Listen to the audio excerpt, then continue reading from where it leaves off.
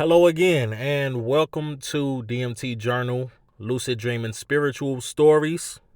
Peace, love, and blessings. Hope you've been having a great day, a great week.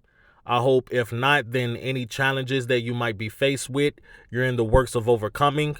I hope that you've been spiritually cleansed and otherwise blessed. And that's no matter what you choose to believe in. Now, this channel technically isn't even a week old yet, and I know that channels start small, and I'm very patient when it comes to that. My other channel didn't really get a buzz until maybe 6 to 7 years later, and I was kind of preparing to have a long-term relationship with this channel in terms of trying to get it to grow. However, in my humble opinion, even with the one video is closer to 50 views, another one is at about 40, and I have the shorts video up.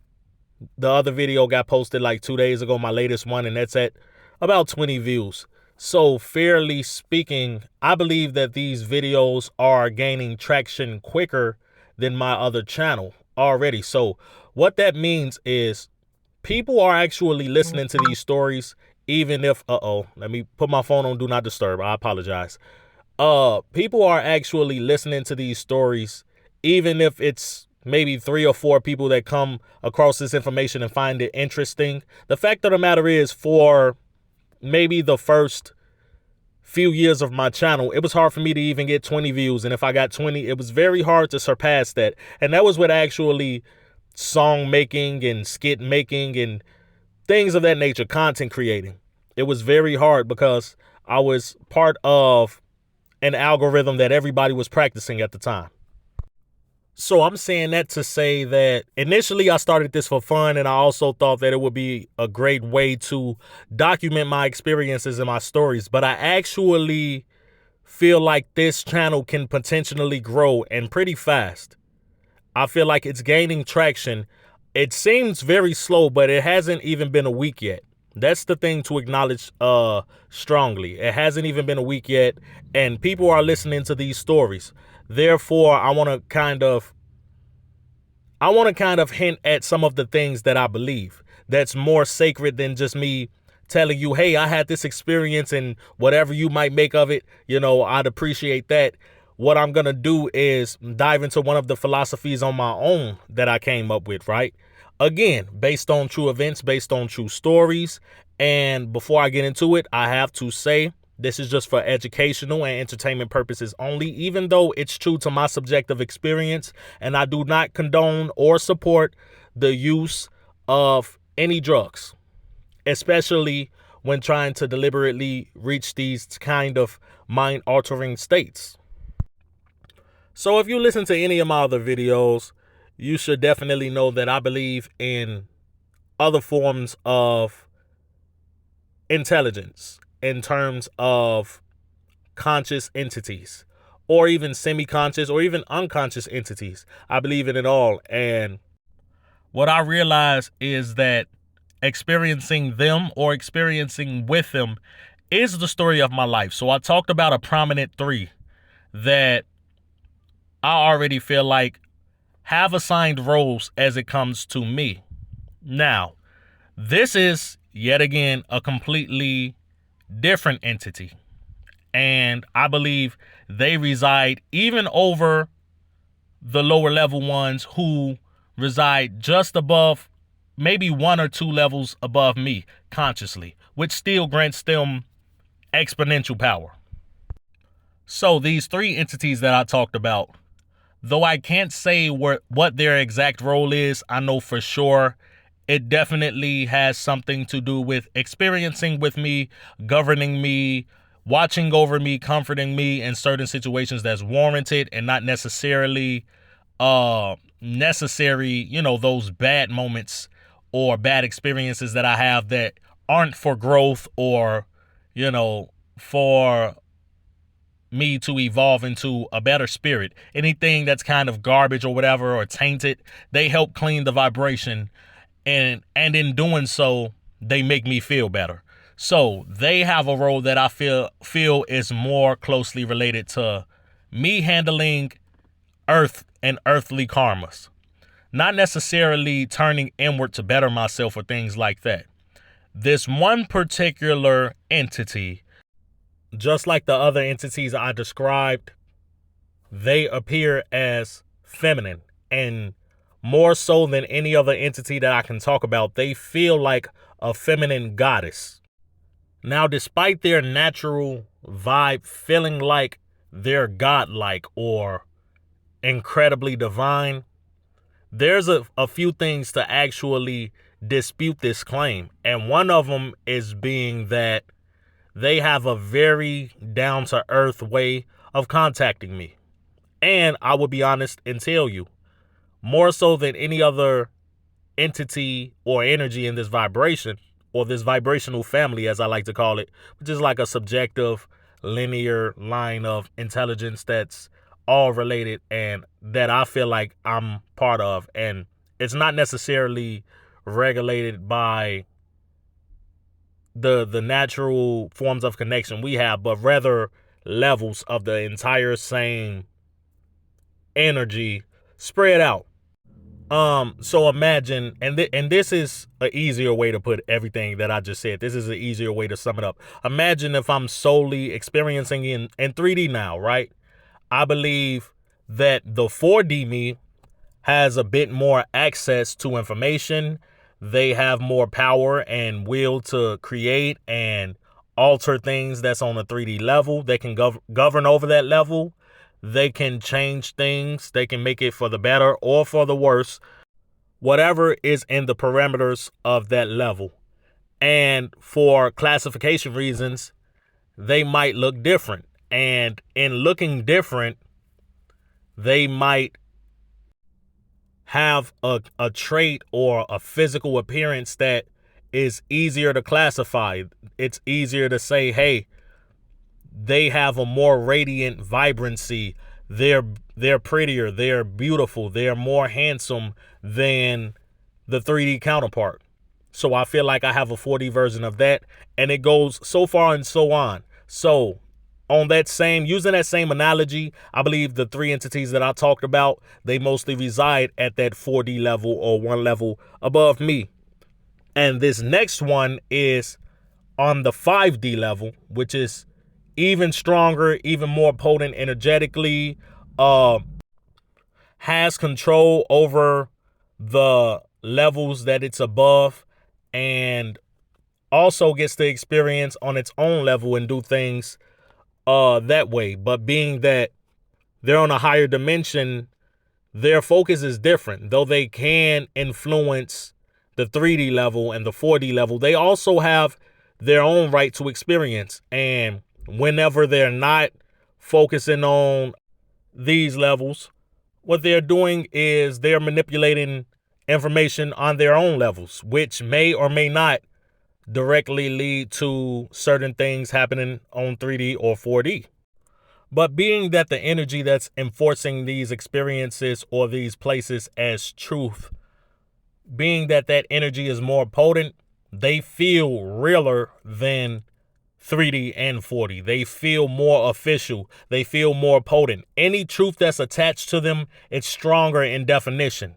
So if I say, hey, that person looks beautiful, what I mean is that person, there's not a doubt in my mind that that person is very, very attractive. Whereas you can call somebody beautiful on a 3D level and it's like, it can be met with doubt. Like, yeah, that person is beautiful with that specific hairstyle, or that person was beautiful at a particular time period, or that person was beautiful before she gained weight, whatever the case may be. But if you were to say this to one of these entities on a 5D experience, this truth would not only seem official to you, but it would seem exclusive to them. So if you establish, hey, this person or this entity is handsome, then if you're somebody experiencing and you're attracted to entities that you find handsome, whether they're humans or anything else, then on a 5D level, your next time experiencing with them, if you concluded that in the past, you're going to be convinced that they're the most handsome entity you've ever seen. So what I feel about my higher self is they're the most beautiful, naturally attractive entity attached to me. And the thing is, on this bardo, or this in this dimension, they're still not perfect.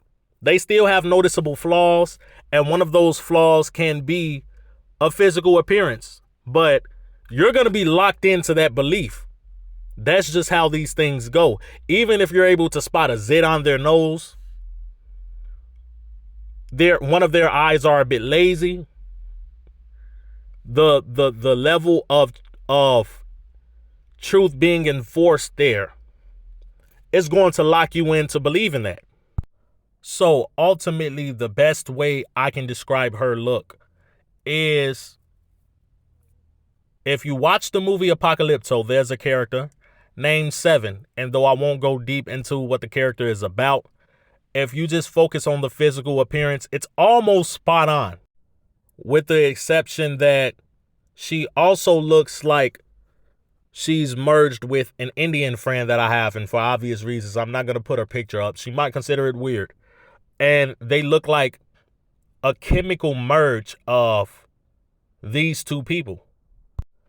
Now, the compelling part is, in the movie, the Mel Gibson movie, Apocalypto, it's about the ancient Mayans, and it gives you a great feel of how Mayan life used to be, and their practices and their ways of life.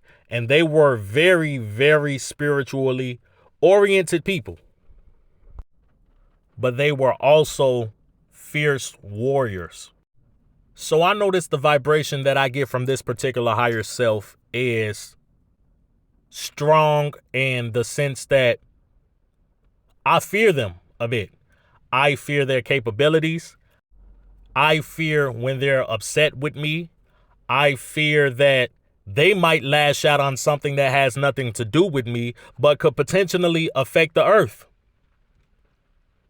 Because again, I'm just as them, and any imperfections I have, they may or may not have it on their level of experience. We're closely related. And I know that I get frustrated a lot. And what I notice when I get frustrated on my level of experience, it causes me to monologue. I don't go and throw a brick at a window or punch a hole in the wall. I actually used to as a teen, and as a preteen, 12, 13, I would get mad. I would punch holes in the wall. and I'm glad to say that I don't do any of that anymore. But when I sense or feel that this particular higher self is mad, I feel like storms are coming. I feel like volcanoes are erupting. I feel like it might even physically get me sick. And I'm not saying they're doing that to deliberately get me sick. It's just an aftermath of them sort of crashing out the way that they are. So within that fear, there's so much love and respect. And that's for a reason too. Now, before people say, okay, you watched the movie, you really liked the movie, because it is my favorite movie. So before they say that your subconscious just painted a picture of something that you liked and recreated it in a version that's logical to you, in perhaps a dream or daydream or random intuitive experience or whatever, it's perfectly logical because you attached yourself to something physically, spiritually, emotionally, energetically, whatever the case may be, and your subconscious was given a canvas to paint on. Before they say that, I have to debunk that. So that movie was in 2006 when it was released, and I was about 7, which is, again, not to say that this is a conspiracy or wild synchronization, but that's the character's name in the movie. And I was 7 when the movie was released.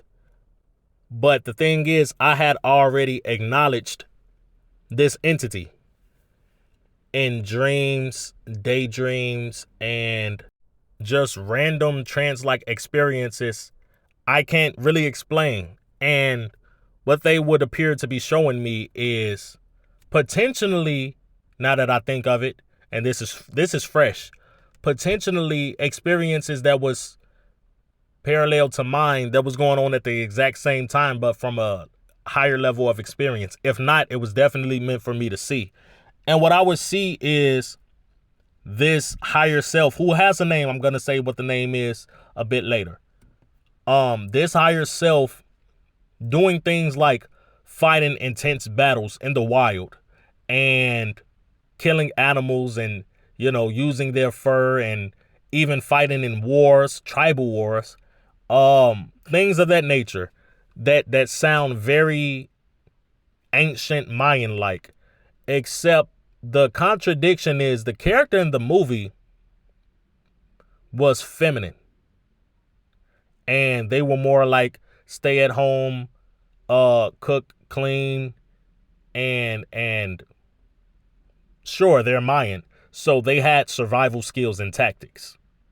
Not to say that they didn't, but in the movie, ultimately to compare this higher self to this movie character would be very disrespectful, because though I've seen these things, the common theme was this entity, this higher level entity seemed a bit tougher than men. They seemed more masculine than the average man. Even today, they seemed just as much as a divine masculine as they are a feminine goddess. And that's the most compelling part.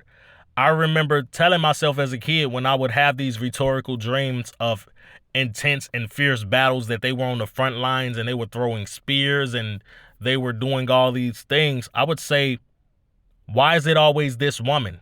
And why are they a woman? Now, the child in me was just curious. I'm not sexist at all.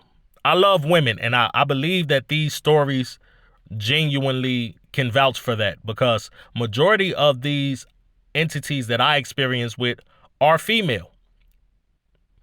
But the thing about this particular entity, at first, they seemed to have the appearance of a feminine goddess, yet the striking fear or intensity of a cosmic masculine that would do anything to assert dominance, that would do anything to protect itself and those connected to it. And for that reason, the child in me feared this entity. But I believe once that understanding was established, there was a cosmic shift to comfort me and let me know that, hey, I'm here for you. I'm not trying to hurt you, or I'm not trying to scare you. And I say that because after a while, the dreams got gentler. They started to settle down, and things weren't about war or strength and things of that nature. When I started to see this entity after that, things were calmer and more welcoming. And it seemed deliberately like, and this is where the lucidity increases. And now when I have these daydreams or dreams, they seem like lucid dreams. Now I'm directly being invited to interact with them. And in terms of the vibration I felt, it was a full 360 from what I was used to, from seeing those cosmic wars, if you will. So I will remember one time this happened. It seemed like this is how the dream played off. It seemed like multiple entities were conversing about me as if they knew that I was going to arrive, and there was going to be some form of a confrontation between me and this particular entity in question. And though I couldn't see the other entities, it just felt like I knew them. So much so that instead of having fear as a child, when I was having this dream, instead of fearing it and saying, hey, what's going on? It was more so like I didn't appreciate them talking about me while I wasn't around. It almost offended me enough to actually say it. But Next thing you know, I see this exact same entity. The perfect way I described it, if you take the look of 7 with this Indian female that you have to imagine, right? You know what I'm saying? Because, you know, I can't really post her picture, but just trust she looks a lot like 7. So I'm going to approach her at this point. And we're in this place that looks like an enclosed dungeon or something like that, but it had proper lighting. And it also seemed like the closest to a normal setting that they could provide at the time for me to experience with them at. And it was very real life like. Very, very real life like. Like this 3D experience that we wake up to, except the newest form of HD. So I'm in this linear passageway which leads to the room where they're sitting, and I didn't see furniture. I didn't see anything that looked modern. There wasn't much detail in terms of, there wasn't any furniture or windows or anything like that. And the seat where they were sitting, it looked built into the normal pavement of the structure that we were in. So it wasn't like somebody went and got a chair, or they even made what seemed like an actual chair. That didn't seem like the case at all. It seemed like whoever constructed this building put more so of a mound in to deliberately use as a seat. And this is exactly what this entity was doing. So I go up to it, and the only thing that's going on in my mind is, are they going to fight me? Do they want to fight me? And there were other thoughts too. I want to say another thought was, besides feeling like I was in trouble, I was overcome with the feeling that, hey, they do know me. I wasn't seeing that for no reason, which slightly provided some relief, because at that point, I felt like this experience wasn't random. But mind you, this particular experience is probably the second most vulnerable I've ever seen this entity. And the second they spoke, I was so overcome by what I felt that I can't really tell you I remember exactly what they said, initially at least. They said something along the lines of, are you mad at me, or did I hurt you? Did I insult you? Did I offend you? Things like that. That's how it felt. They only said one thing like that, but it felt like my doubts toward them had caused them perhaps centuries of cosmic punishment or something like that. So instead of fear, at that point, I felt immense guilt. And something shifted, because instead of me answering them, because again, I was so overwhelmed by what I felt that it kind of confused me on what they asked me. So I believe in my mind or spirit, I wanted to counteract that and kind of figure them out and start to understand them, because I didn't know what was going on. So what I asked them was, what's your name? The child in me, what's your name? And they gave me a name, and I'm going to give it to you all. Don't chant it. I wouldn't advise not to chant it. If you look it up, take it with a grain of salt, whatever you find. Viewer discretion is advised. I don't want you to get into anything. I'm not responsible if something happens to you. I'm just saying that because I trust their power.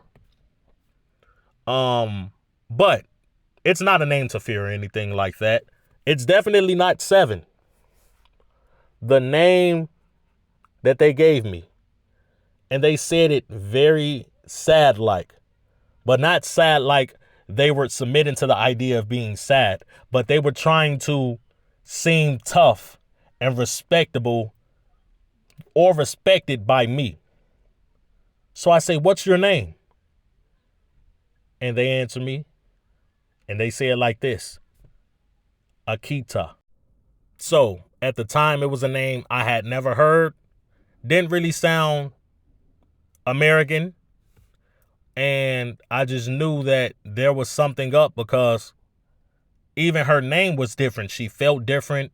She felt more like something divine. She looked human, but there seemed to be this energy radiating that seemed like she was something else. And not necessarily something to fear, which was the most confusing part because initially that's what I associated her with. But at any rate, before I did this blog, I took the liberty to, for the first time in my life, Google what this name might mean. And what I found was the Japanese spelling of it is Akita, and that's the more common way to spell it. And that translates to field of rice. Now, the spelling on the screen is of Indian origin, but I cannot find a concrete definition of what it might mean. But the compelling part is when I asked her the name and she gave me an answer, I wanted her to spell it. And I didn't want her to spell it because I was trying to see if it was a real name or anything like that. I wanted to be able to remember it. And to this day, that's exactly what I remember, the way she spelled it. In fact, she didn't spell it. What I was able to see visibly was letters that seemed to have formulated from, in the weirdest of fashions, right? Lightning bolts that manifested itself into a word or letters. And what happened is these lightning bolts spelled the name out before my eyes, and she didn't react to it at all, as if she knew what was going on. And the funny thing about the way that you see it on the screen was, this is how it was spelled to me. Akeeteah.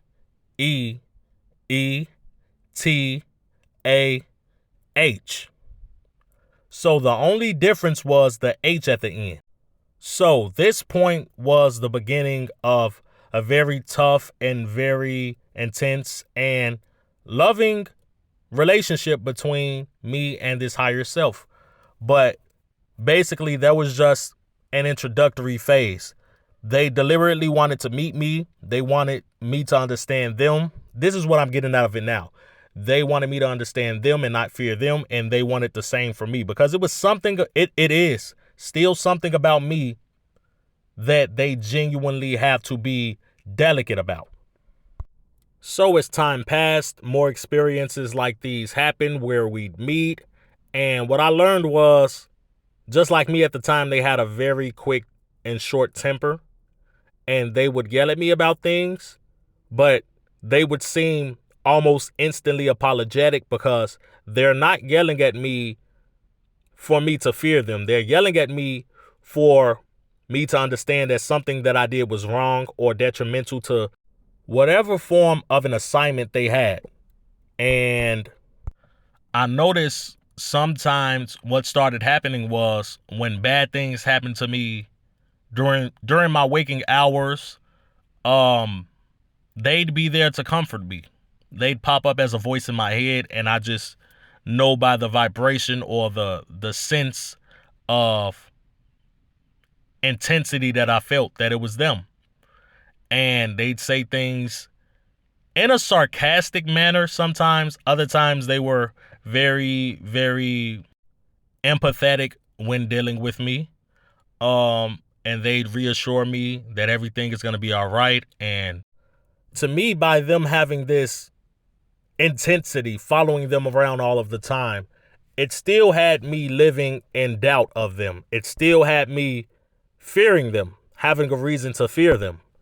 I knew they were this strong warrior that at any moment could disagree with me on something and try to kill me. So I always submitted to their word. But I promise, the more I did this, the sadder they got, the more they felt like they were doing something wrong.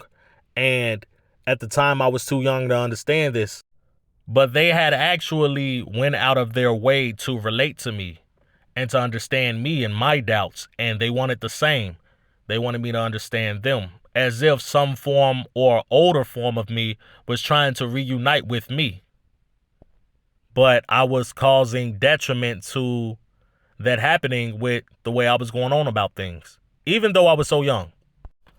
So after maybe a few months to a year, I get used to seeing them pop up or hearing them or whatever the case, visualizing them, imagining them, thoughts in my head, dreams. I get used to all of this. And of course, I see the movie Apocalypto. And it's like this force is urging me to watch it. Not because this character 7 represents me or them at all, but more so like they wanted me to understand the way they used to live, which is very, very profound. This is why I proclaim that this higher self, they lived as a Mayan before. I was too young to understand what the hell was going on in the movie. But whenever it was on, there was this urge, this energetic rush for me to watch it and to just don't change the television, or don't go outside, or don't lose focus at this part, don't lose focus on that part. Very, very divine level experience. But since I hardly understood the movie, I failed that test lots of times, which kind of understandably made them resent me a little bit. But they also had to compromise with my ignorance and had to trust that I would grow into appreciating these things in this movie. So I seen this movie again in 2023, last year, and I became obsessed with it because there's so many cosmic clues in it to me that explain subjective experiences I had, not just between me and this particular entity, but others as well. So now every time I watch it since 2023, I'm genuinely studying. And there's this divine intervention that I still get. And it's at certain parts with Jaguar Paw, other parts with 7, the Oracle Girl, the pyramids and the eclipse, all of that.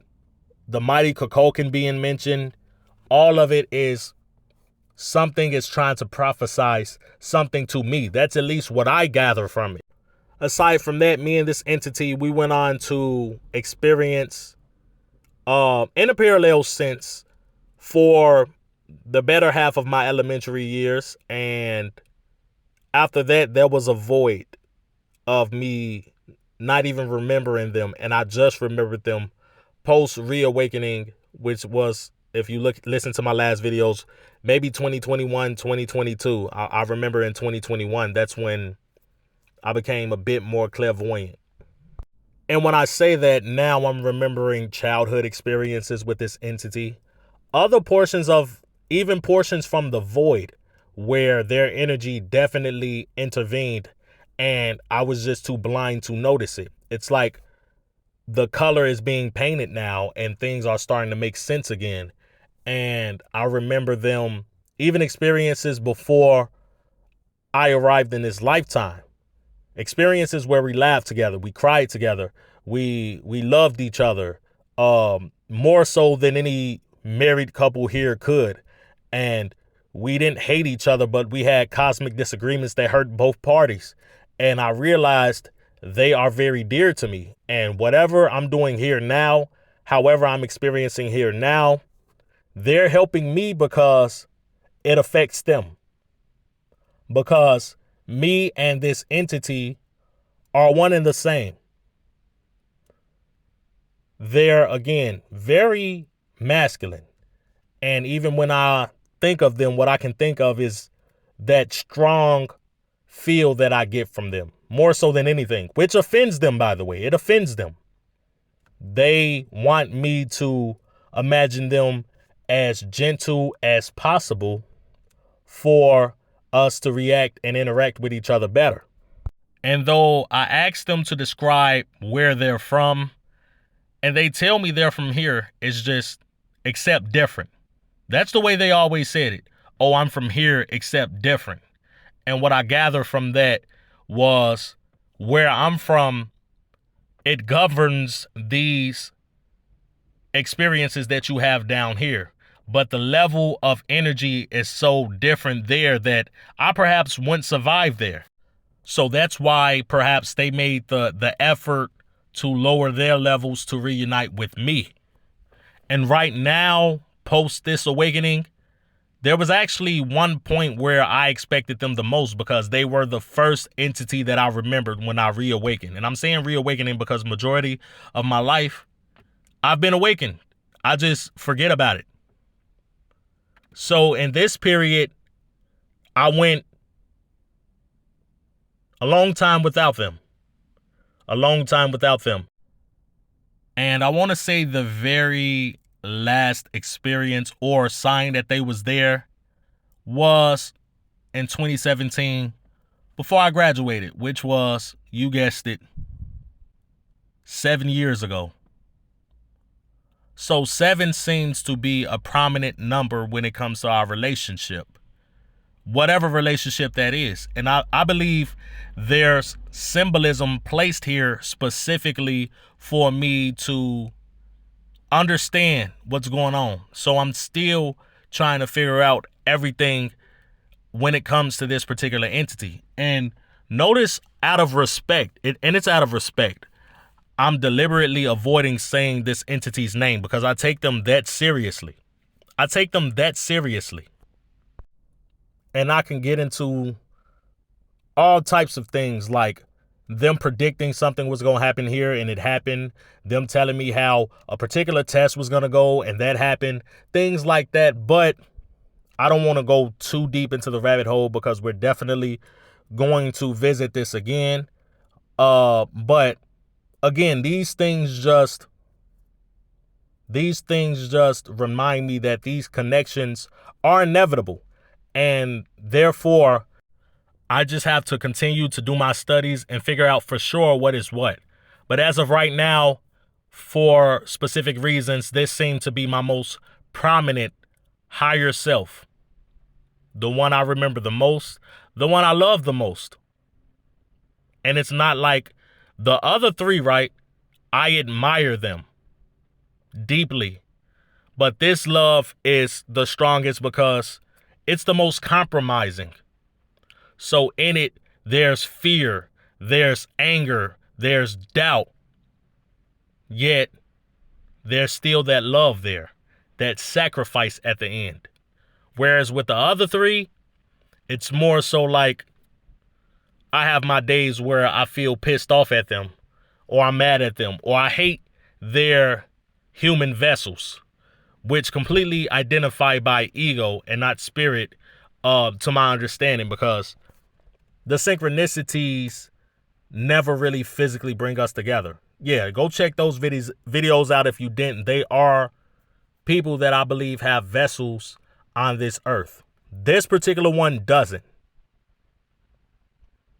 And that's odd because they have the strongest connection to me. When I feel certain things, I associate it with their name. And sad to say, most of these things are on the uncomfortable side of experience. And even still, when I feel it, I'm excited. I want answers. I want some kind of intervention.